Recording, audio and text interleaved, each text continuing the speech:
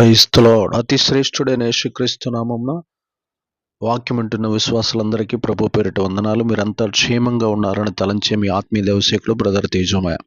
ఈరోజు మనం తెలుసుకోబోతున్న అంశం పేరిందే అంటే మన కన్నీళ్ళు ఎక్కడ? నీ కన్నీళ్లను ఎక్కడ పెట్టుకున్నావు? నీ కన్నీళ్లు వేటి కోసము ఖర్చు చేస్తున్నావు? ఒకసారి మనం పరిశీలన చేసి చూద్దాం. ప్రియ దేవుని బిడ్డలారా, మన కన్నీళ్లను ఎలా వాడాలో వాక్యాన్ని పరిశీలించి చూస్తే ఆ కన్నీళ్ళ ద్వారా ఎన్ని కార్యాలు జరుగుతాయో మనం చూడవచ్చు. ఒకసారి మనం చూద్దాం, వాక్యాన్ని పరిశీలించి చూద్దాం.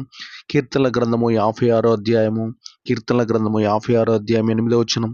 నా సంచారములను నీవు లెక్కించి ఉన్నావు, నా కన్నీళ్లు నీ బుడ్డిలో నుంచబడి ఉన్నవి, అవి నీ కవిలలో పుస్తకములో కనబడును కదా. దేవునికి మహిమ ఘనత ప్రభావములు కలుగును గాక. దావీదు గారు ఇక్కడ తెలియజేస్తున్న మర్మం మనం చూస్తే, ఆయన తన జీవితంలో అనేక సార్లు కన్నీరు కార్చినట్లు, ఆ కన్నీళ్ళ ద్వారా ఎన్నో అద్భుతాలు, ఆశ్చర్యకార్యాలు, సూచక్రియలు తన జీవితంలో జరిగినట్లు మనం చూస్తాం. భక్తుడైనటువంటి దావీదు తన దేవుని దగ్గర కన్నీరు కార్చినప్పుడు ఎన్నో ప్రతిఫలాలు పొందాడు, ఎన్నో యుద్ధాలలో విజయాలు సాధించాడు, ఎన్నో మోసాల నుండి, ఎంతో మంది మోసగాళ్ళ చేతిలో నుండి, దుర్మార్గులు దుష్టుల చేతిలో నుంచి ఆయన తప్పించబడ్డాడు.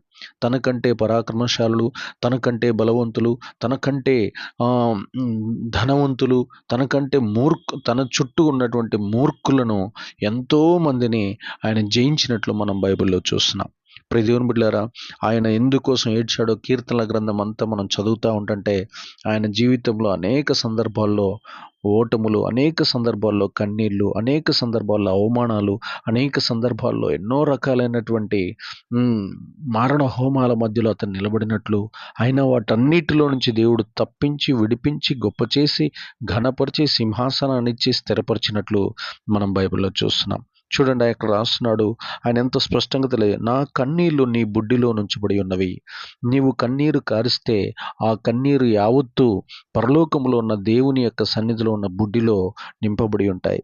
అవి నీ కవిలలో, అవి పరలోకములో ఉన్న పరిశుద్ధ గ్రంథములో, ఏ గ్రంథమైతే విశ్వాసుల కోసం రాయబడి ఉందో ఆ యొక్క వ్యక్తుల జీవితాలు, ఆ జీవ గ్రంథంలో వారి కన్నీళ్లు కూడా లిఖితము చేయబడతాయి అని అక్కడ మనకి భక్తుడైనటువంటి దావీదు గారు మనకు తెలియజేస్తున్నాడు. ప్రియ దేవుని సంగమా, నీ కన్నీళ్లు ప్రతిఫలాన్ని తెచ్చునుగాక, నీ కన్నీళ్లు విజయాన్ని తెచ్చునుగాక, నీ కన్నీళ్లు బలమైన దుర్గములు కట్టే విధంగా చేయనుగాక, నీ కన్నీళ్లు అనేక అద్భుతాలు నీ జీవితంలో జరిగేటట్లు చేయునుగాక. ఇక రెండో విషయాన్ని మనం చూద్దాం. 2 రాజుల గ్రంథము ఒకసారి మనం పరిశీలిస్తే అక్కడ కూడా మరొక వ్యక్తి మనకు కనిపిస్తున్నాడు. 2 రాజుల గ్రంథం ఒకసారి మనం పరిశీలిద్దాం. 2 రాజుల గ్రంథము 20వ అధ్యాయము 3-5 వచనాలు మనం పరిశీలిస్తే అక్కడ యూదా దేశపు రాజైన హిజ్కియా గారు కనిపిస్తారు. ఆయనకు కూడా భయంకరమైనటువంటి శ్రమ వచ్చినప్పుడు, రోగము, వ్యాధి అతని మీద దాడి చేయడానికి వచ్చినప్పుడు అతడు కన్నీరు కార్చి ప్రార్థన చేస్తాడు. అతని దగ్గరికి ప్రపంచంలోనే అత్యంత శక్తివంతమైనటువంటి దైవజనుడైన యెషయా ప్రవక్త వచ్చి ప్రవచనం చెప్పి 3 దినముల్లో నువ్వు చనిపోతావని చెప్పినప్పుడు అతను కన్నీరు కార్చినట్లు మనం చూస్తాం. చూడండి, అతడు తన 2 రాజుల గ్రంథము 20వ అధ్యాయం. ఆ దినములలో హిజ్కియాకు మరణకరమైన రోగము కలగగా 1వ వచనం నుండి, ఆమోజు కుమారుడైన ప్రవక్త అయిన యెషయా అతని ఎద్దకొచ్చి, నీవు మరణమవుచున్నావు, బ్రతుకవు గనుక నీవు నీ ఇల్లు చక్కబెట్టుకునమని యెహోవా సెలవిచ్చుచున్నాడని చెప్పగా, అతడు తన ముఖమును గోడ తట్టు త్రిప్పుకొని, యెహోవా, యథార్థ హృదయుడినై సత్యముతో నీ సన్నిధిని నేను ఎట్లు నడుచుకుంటునో, నీ దృష్టికి అనుకూలంగా సమస్తమును నేను ఎట్లు జరిగించుతునో కృపతో జ్ఞాపకము చేసుకోమని హిజ్కియా కన్నీళ్లు విడుచుచు యెహోవాను ప్రార్థించెను. యెషయా నడిమిశాలలో నుండి అవతలకి ఎల్లక మునిపే యెహోవా వాక్కు అతనికి ప్రత్యక్షమై ఇలాగ సెలవిచ్చాను, నీవు తిరిగి నా ప్రజలకు అధిపతి అయిన హిజ్కియా యొద్దకు పోయి అతనితో ఇట్లను, నీ పితరుడైన దావీదునకు దేవుడగు యెహోవా నీకు సెలవిచ్చినదేమనగా, నీవు కన్నీళ్లు విడుచుట చూచితిని, నీ ప్రార్థనని అంగీకరించి ఉన్నాను, నేను నిన్ను బాగు చేసేదను, 3వ దినమున నీవు యెహోవా మందిరమునకు ఎక్కిపోదువు, ఇంకా 15 సంవత్సరములో ఆయుష్ను నీకు ఇచ్చెదను, మరియు నా నిమిత్తమును నా సేవకుడైన దావీదు నిమిత్తమును ఈ పట్టణమును నేను కాపాడుదును కాపాడుచు నిన్నును ఈ పట్టణమును ఆషూరు రాజు చేతిలో పడకుండా నేను విడిపించెదను. దేవునికి మహిమ ఘనత ప్రభావములు కలుగునుగాక. ఇక్కడ రెండో వ్యక్తి గురించి మనం తెలుసుకుందాం. ఆ వ్యక్తి పేరు అంటే యూదా దేశపు రాజైన హిజ్కియా గారు. అతని మీదకి మరణము వచ్చినప్పుడు, అతను మరణానికి సమీపంగా ఉన్నప్పుడు హిజ్కియా కన్నీరు కార్చి మొర్రపెట్టున్నాడు. అతని మరణము గురించి ఒక గొప్ప ప్రవక్త ప్రవచనం చెప్పినప్పుడు ఆ ప్రవచనాన్ని విన్న తర్వాత అతని గుండె చెదిరిపోయి అక్కడున్నటువంటి ఇంటిలో ఉన్నటువంటి ఆ గోడ మీద ఆనుకొని కన్నీరు కార్చి, ప్రభువా, నేను యూదా దేశంలో విగ్రహారాధన మొత్తాన్ని తుడిచివేశాను, యూదా దేశంలో ఉన్నటువంటి అన్యాయాలు, అక్రమాలు, అవినీతిని మొత్తాన్ని తొలగించి యథార్థంగా నీ యొక్క దృష్టికి పరిపాలన చేశాను. నేను చేసిన తప్పేంటయ్యా అని దేవుని దగ్గర గోడకు ఆనుకొని కన్నీరు కార్చినప్పుడు అతడు, నేను ఎందుకు మరణించాలి, నేను చేసిన తప్పేంటి, నా ఎడల కృప చూపించవా, నేను చేసిన పాపం ఏంటి, నేను ఎలాంటి గొప్ప నీ నామములో మా తాతగారైనటువంటి దావీదు గారు ఎలా అయితే నీ హృదయానుసారుడిగా యథార్థవంత హృదయంతో పరిపాలన చేశాడో నేను కూడా అలాగనే పరిపాలన చేశాను కదా అని దేవుని దగ్గర కన్నీరు కార్చాడు, మొర్రపెట్టాడు. గుండె పగిలేలా అరిచి ప్రార్థన చేసినప్పుడు అతని ప్రార్థన పరలోకము తక్షణమే వెళ్ళినట్లు మనం చూస్తున్నాం. అతని ప్రార్థనకి జవాబు తిరిగి మళ్ళీ అతడు నడిమిశాల దాటక తలికే, ఆ యొక్క రాజదర్బారులో నడిమిశాల దాటక తలికే యెషయా యొద్దకు దేవుని స్వరము తిరిగి వచ్చి, ఇదిగో నీ ఈ దేశ ప్రజల నాయకుడైనటువంటి ఆ హిజ్కియా దగ్గరికి వెళ్ళి, ప్రజల అధిపతి అయినటువంటి హిజ్కియా దగ్గరికి వెళ్ళి ఈ మాట తిరిగి చెప్పుము, ఇదిగో నీ మీదికి సిరియా దేశపు రాజు రాడు, నేను నిన్ను వాళ్ళ చేతికి అప్పగించను, నాకు ఇష్టుడైనటువంటి దావీదును బట్టి నేను నీకు కృప చూపుచున్నాను, నేను నీకు 15 సంవత్సరాలు ఆయుష్ ఇస్తున్నాను, నీ మీదికి వచ్చిన రోగము, నీ మీదికి వచ్చిన వ్యాధి తొలగిపోతాదని మళ్ళీ తిరిగి ప్రవచనం చెప్పినట్లు మనం బైబిల్లో చూస్తున్నాం. హిజ్కియా రాజు కన్నీరు కార్చాడు. కారణం ఏంటంటే తాను చేసిన మంచి పనులు, తాను దేవునికి ఇష్టానుసారంగా దేవుని ఎదుట యథార్థవంతంగా జీవిస్తూ భక్తి కలిగిన జీవితం జీవించి తన ప్రజల జీవితాల్లో ఉజ్జీవాన్ని రగిలించాడు. కాబట్టి హిజ్కియా మరలా 15 సంవత్సరాల ఆయుష్ పొందుకున్నట్లు మనం బైబిల్లో చూస్తున్నాం. మనం కన్నీరు కార్చినప్పుడు మన దేవుని కృప మన మీదకి కుమ్మరించబడును గాక.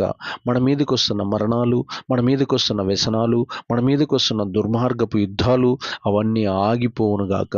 మన మీదకి లేచినటువంటి అనేక రకాలైన దుష్ట క్రియలు, అనేక రకాలైనటువంటి దుర్మార్గపు ఆలోచనలు అవన్నీ చెల్లా చెదరైపోవును గాక.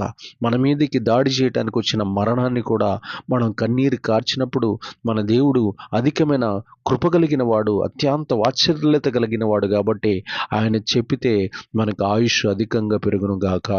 ఇక మూడో విషయాన్ని మనం చూస్తే 2 రాజుల గ్రంథము 22వ అధ్యాయము 19వ వచనాన్ని ఒకసారి మనం చూద్దాం. 22:19 ఇజ్రాయేలీల దేవుడైన యెహోవా సెలవిచ్చినదేమనగా, ఈ స్థలము పాడగుననియు దాని కాపురస్తులు దూషణాస్పాదులగుదరనియు నేను చెప్పిన మాటలను నీవు ఆలకించి మెత్తని మనసు కలిగి యెహోవా సన్నిధిని దీనత్వమును ధరించి నీ బట్టలు చించుకొని నా సన్నిధిని కన్నీళ్లు రాల్చితివి గనుక నీవు చేయు మనవిని నేను అంగీకరించి ఉన్నాను. నేను నిన్ను నీ పితరుల యొద్దకు చేర్చుదును, నీవు నెమ్మది నొందిన వాడవై సమాధికి చేర్చబడదువు. నేను ఈ స్థలము మీదికి రప్పింపబోవు కీడును నీవును నీ కన్నులతో చూడనే చూడవు. ఇదే యెహోవా వాక్కు. అంతట వారు ఈ వర్తమానమును రాజునొద్దకు తెచ్చిరి. దేవునికి మహిమ ఘనత ప్రభావములు కలుగును గాక. చూడండి, యోషియా అనేటటువంటి వ్యక్తి కూడా ప్రార్థన చేశాడు, కన్నీరు కార్చాడు, ప్రార్థనకు జవాబును కూడా పొందుకున్నాడు. అతని మీదకి వస్తున్నటువంటి భయంకరమైనటువంటి ఆ పట్టణాన్ని నాశనం చేయటానికి వచ్చేటటువంటి ఆ క్రియలన్నిటి నుండి తప్పించబడినట్లు మనం బైబిల్లో చూస్తున్నాం. యోషియా కన్నీరు కార్చినప్పుడు అక్కడ చెప్తున్నాడు, నేను ఈ స్థలమును ఈ స్థలము పాడగుననియు దాని కాపురస్తులను దూషణాస్పాదులుగా అవుదురనియు నేను చెప్పిన ఈ మాటలు నువ్వు ఆలకించి మెత్తని మనసు కలిగి యెహోవా సన్నిధిని దీనత్వం ధరించుకొని నీ బట్టలు చించుకొని నా సన్నిధిని కన్నీళ్లు రాల్చితివి గనుక నీవు చేయు మనవిని నేను అంగీకరించున్నాను. నేను నిన్ను నీ పితరుల యొద్దకు చేర్చుదును, నీవు నెమ్మది ఈ నొందినవాడవై సమాధికి చేర్చబడదువు. నేను ఈ స్థలము మీదకి రప్పింపబో కీడును నీవు నీ కన్నులతో చూడనే చూడవు. ఇదే యెహోవా వాక్కు.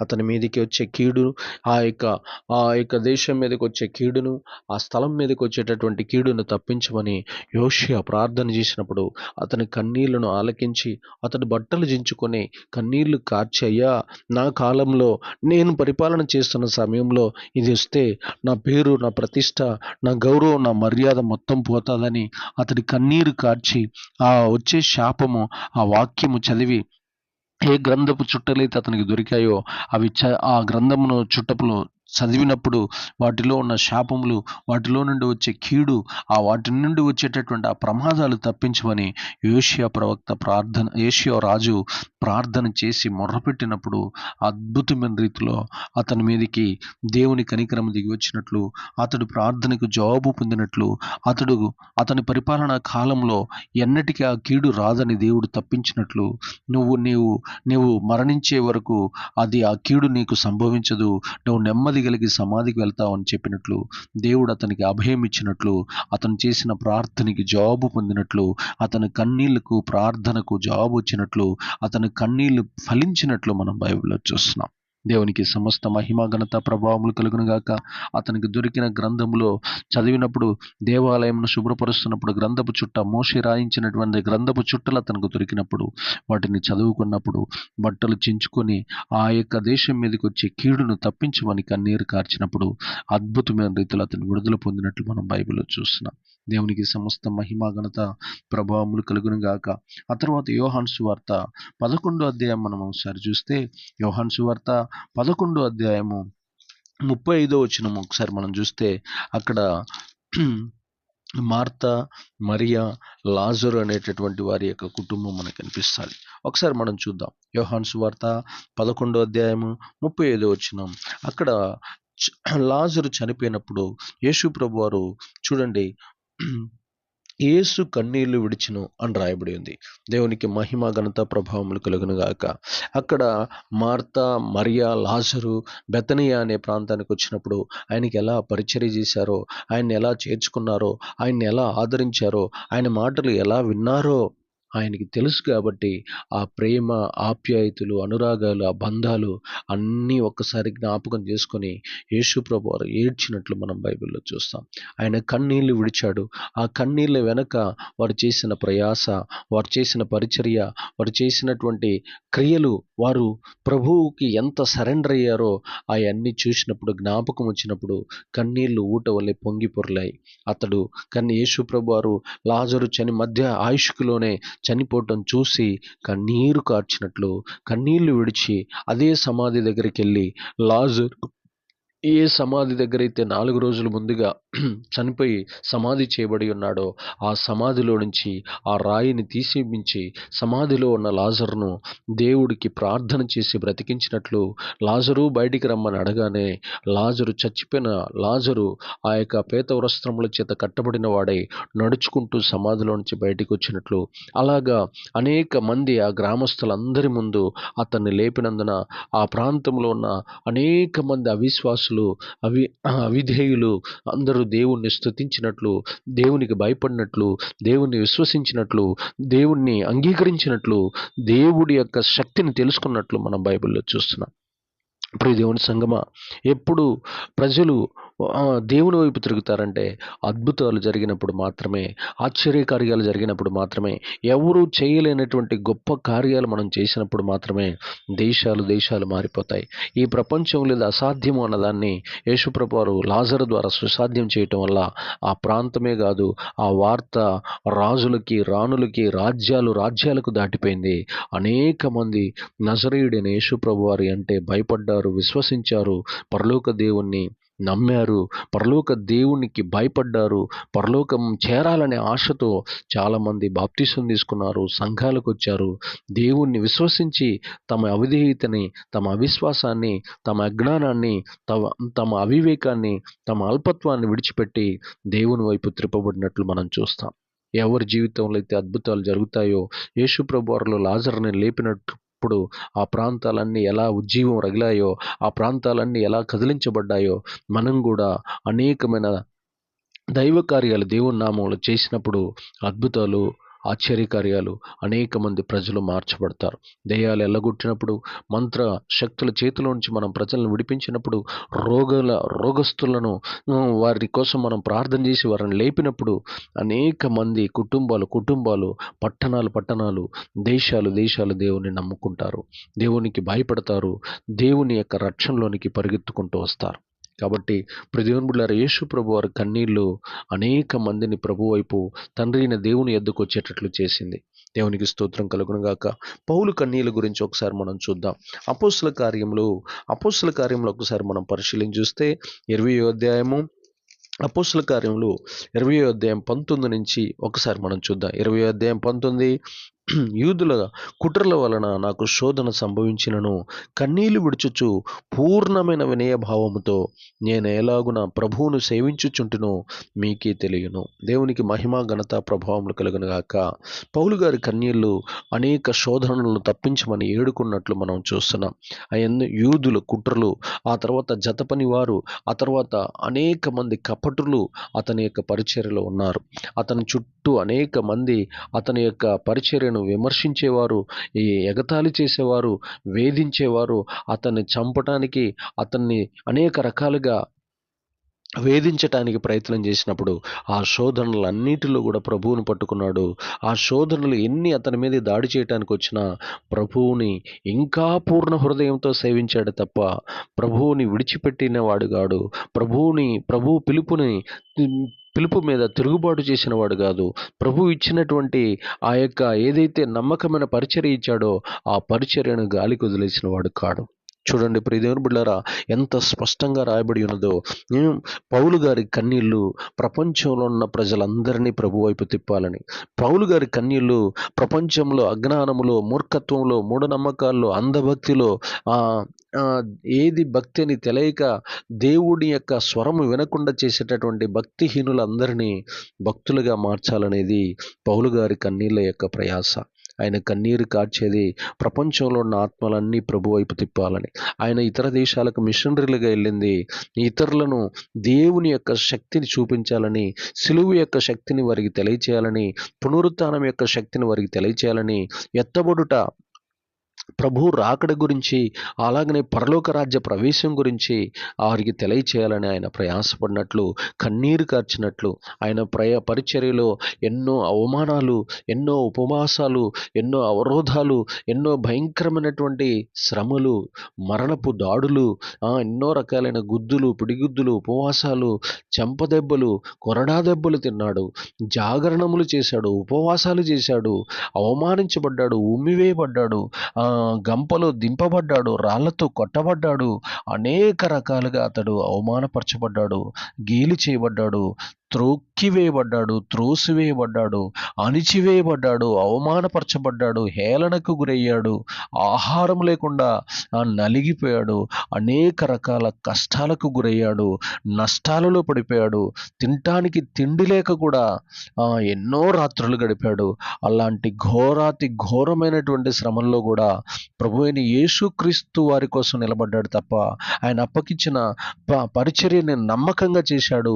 ఇంకా ఎన్ని శ్రమలు ఎక్కువైతుంటే చెరసాలలో వేయబడ్డా సరే ఆయన్ని స్తుతించాడు, ఆయన ఆరాధించాడు, పూర్ణ హృదయంతో ఆయన్ని సేవించాడు.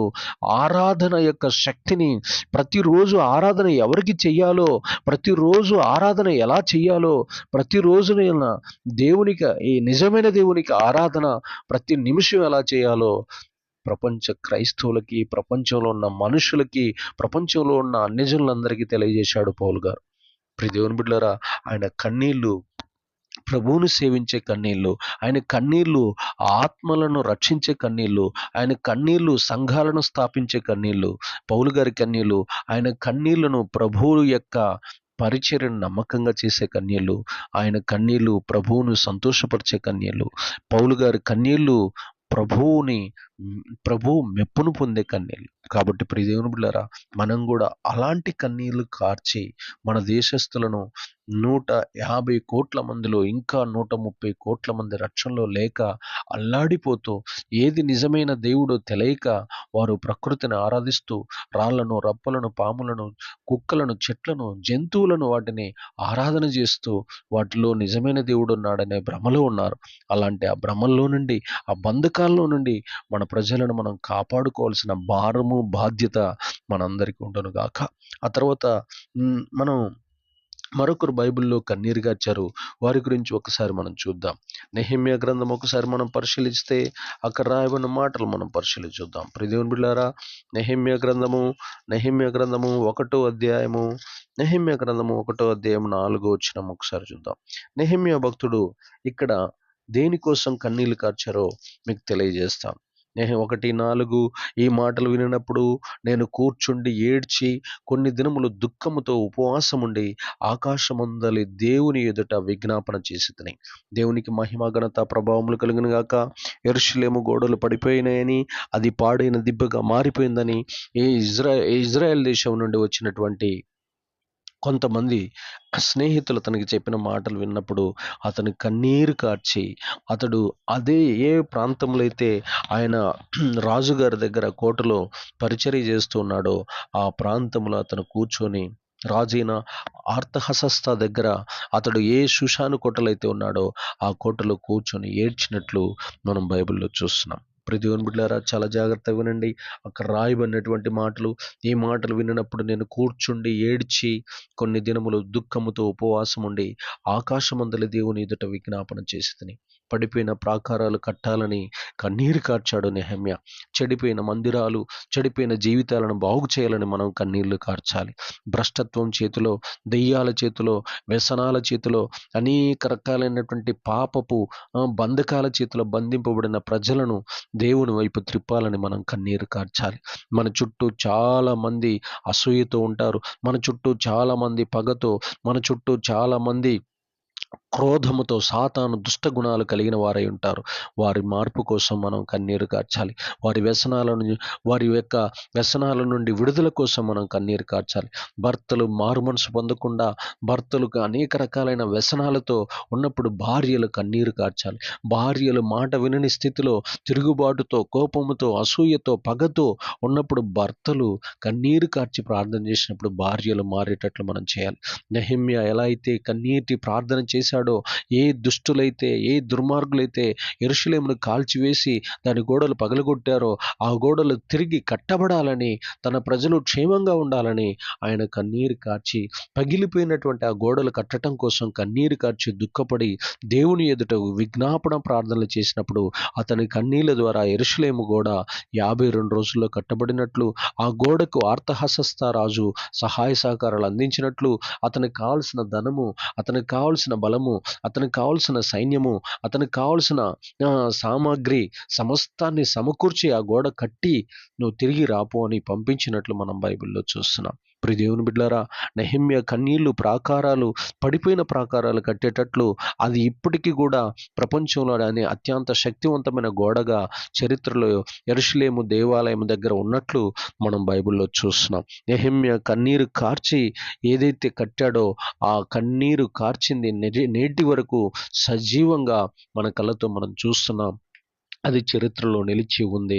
అలాగా మన కన్నీరు కూడా లోక సంబంధమైన వాటి కోసం కాక, సినిమాలు, షికార్లు, లోకంలో ఉన్నటువంటి దరిద్రమైన వాటి కోసం కాక, మనం ఆత్మ సంబంధమైన కట్టడాల కోసం, మన గృహం కోసం, అనేక మంది నశించిపోతున్న ఆత్మల జీవితాలను, వారిని పట్టి పీడిస్తున్న వ్యసనాల నుంచి విడిపించి వారిని పరిశుద్ధులు చేయటం కోసం మనం కన్నీరు కార్చాలి.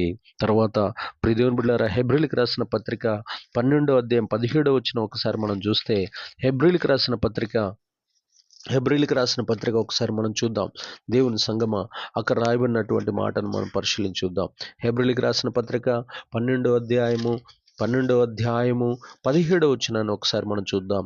అక్కడ ఒక ఆయన ఇలా, ఏశావు ఆ తరువాత ఆశీర్వాదం పొందగోరి కన్నీళ్లు విడుచుచు దానికోసరము శ్రద్ధగా వెతికినను మారు మనసు పొందని అవకాశము దొరకక విసర్జించబడినని మీరు ఎరుగుదురు. దేవునికి సమస్త మహిమ, ఘనత, ప్రభావములకు. మారు మనసు పొందే పొందకుండా ఏడుస్తున్నాడు. ఓన్లీ దేవుని ఆశీర్వాదం కావాలి నాకు అని ఏశావు ఏడుస్తున్నాడు.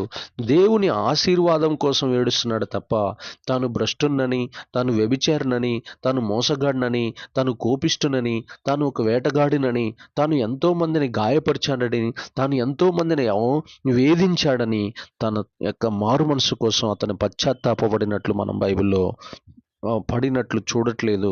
అతడు ఆశీర్వాదం కోసమే ఆశపడుతున్నాడు తప్ప నా ఆశీర్వాదం దేవుడు నా దగ్గర నుంచి తీసివేశాడనే దానికోసమే ఆలోచన చేస్తున్నాడు తప్ప తన యొక్క ప్రవర్తన చండాలంగా ఉందని, తన ప్రవర్తన దేవునికి అసహ్యంగా ఉందని, తనను దేవుడు విసర్జించాడని, తనను దేవుడు త్రోసివేశాడని, దేవుడు అతనికి దూరస్తుడై ఉన్నాడని, తన ప్రవర్తన ద్వారా దేవునికి గాయమైందని, తన ప్రవర్తన ద్వారా దేవుడు ఏడుస్తున్నాడని, తన ప్రవర్తన ద్వారా ఎంతో మంది నలిగిపోతున్నారని, తన ప్రవర్తన ద్వారా ఎంతో మంది కన్నీరు కార్చారన్న సంగతి ఏశావు మర్చిపోయి మారు మనసు పొందకుండా ఆశీర్వాదం కోసం వెతికాడు.